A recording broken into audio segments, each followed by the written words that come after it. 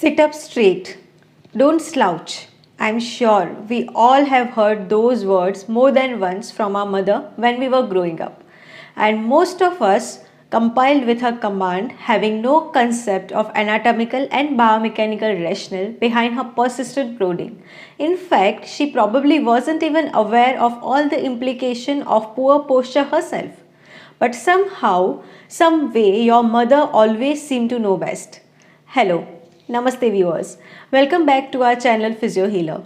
Today we are going to discuss about what is posture, observational postural analysis, importance of good posture and some tips to improve your posture. Now what is good posture anyway and why is it so important? Basically, posture refers to the body's alignment and positioning with respect to the ever-present force of gravity. Whether we are standing, sitting or lying down, gravity exerts a force on our joints, ligaments and muscles. Good posture entails distributing the force of gravity through our body so no one structure is overstressed. An architect has to take these same laws of gravity and weight distribution into account when he or she designs a building. And like a building with a poor foundation of a body with poor posture is less resistant to the strains and stresses we experience over the months, years and decades of life.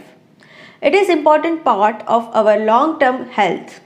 Making sure that you hold your body the right way whether you are moving or still can prevent pain, injuries and other health problems. Posture, which is the relative disposition of the body at any one moment, is a composite of the positions of the different joints of the body at that time. The position of each joint has an effect on the positions of the other joints. The correct posture is the position in which the minimum stress is applied to each joint. Faulty posture is any static position that increases the stress to the joints. Generally, there are two types of posture. First one is static posture. In this posture, the body and its segments are aligned and maintained in certain positions. The best examples are standing, sitting, lying and kneeling. Dynamic posture is the body or its segments whenever they are moving. The examples are walking, running, jumping, throwing and lifting. How to take the postural assessment? The key to good posture is the position of the spine. The spine has three natural curves at your neck, mid or upper back and lower back. Correct posture should maintain these curves but not increase them. Your head should be above your shoulders and the top of your shoulders should be over the hips. In the ideal posture, the line of gravity should pass through specific points of the body. This can simply be observed or evaluated using a plumb line to assess the midline of the body. This line should pass through the lobe of the ear, the shoulder joint, the hip joint, through the greater trochanter of the femur, then slightly anterior to the midline of the knee joint and lastly anterior to the lateral malleolus. When viewed from either the front or the back, the vertical line passing through the body's center of gravity should theoretically bisect the body into two equal halves, with the body weight distributed evenly between 2 feet. While assessing the posture, symmetry and rotations or tilts should be observed in the anterior, lateral and posterior views. Always assess the head alignment, cervical, thoracic and lumbar curvature, shoulder level symmetry, pelvic symmetry and hip, knee and ankle joints. To assess the posture in sitting position, the ear should be aligned with the shoulder and the shoulders aligned with the hip. The shoulders should be relaxed and elbows should be close to the sides of the body. The angle of the elbows, hips and knees is approximately 90 degrees. The feet should be flat on the floor. The forearms are parallel to the floor with the wrist straight and feet should rest comfortably on the surface. Some of the examples of faulty posture in standing positions are as follows. First one is lordotic posture. Lordosis refers to the normal inward curvature of the spine. When this curve is exaggerated, it is usually referred to as hyperlordotic posture. The pelvis is usually tilted anteriorly. Second faulty posture is sway back posture. In this type of posture, there is forward head, hyperextension of the cervical spine, flexion of the thoracic spine, lumbar spine extension, posterior pelvic tilt of the pelvis, hip and knee hyperextension, and ankle slightly plantar flexed. Third faulty posture is flat back posture. In this type of posture, there is forward head, extension of the cervical spine, extension of the thoracic spine, loss of lumbar lordotic curve, and posterior pelvic tilt. Fourth faulty posture is forward head posture. This describes the shift of the head forward with the chin poking out. It is caused by the increased flexion of the lower cervical spine and upper thoracic spine with increased extension of upper cervical spine and extension of the occiput on C1.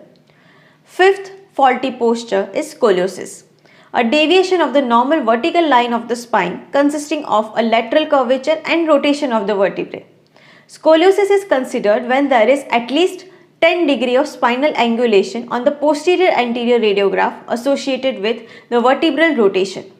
This is a three-dimensional C or S-shaped sideways curve of the spine. Sixth faulty posture is kyphosis, an increased convex curve observed in the thoracic or sacral regions of the spine.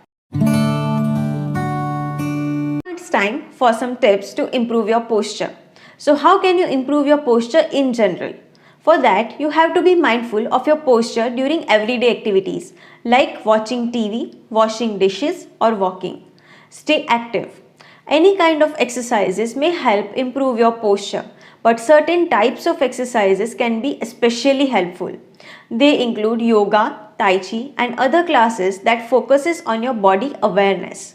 It is also a good idea to do exercises that strengthen your core muscles around your back, abdomen and pelvis.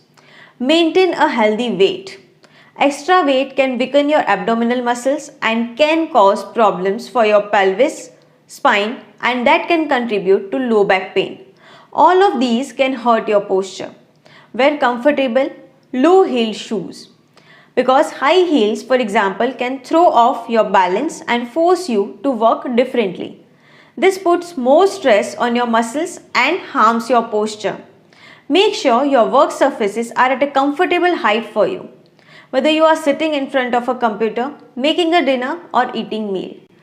How can you improve your posture when you are sitting? Because many people spend a lot of their time sitting either at work, at school or at home, it is important to sit properly and to take frequent breaks. For that, switch sitting positions often. Take brief walks around your office or home. Gently stretch your muscles often to help relieve muscle tension. Don't cross your legs.